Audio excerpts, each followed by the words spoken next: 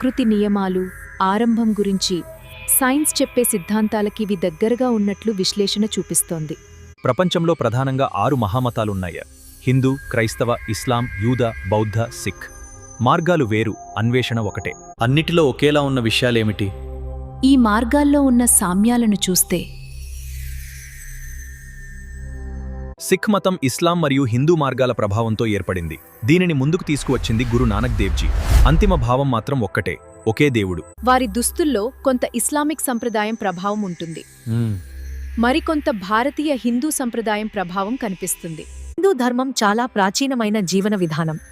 ఇది ఒక్క వ్యక్తి స్థాపించిన మతం కాదు, కాలంతో పాటు అభివృద్ధి చెందిన సంస్కృతి. ప్రకృతే దేవతగా భావించే తత్వం ఇందులో ఉంది.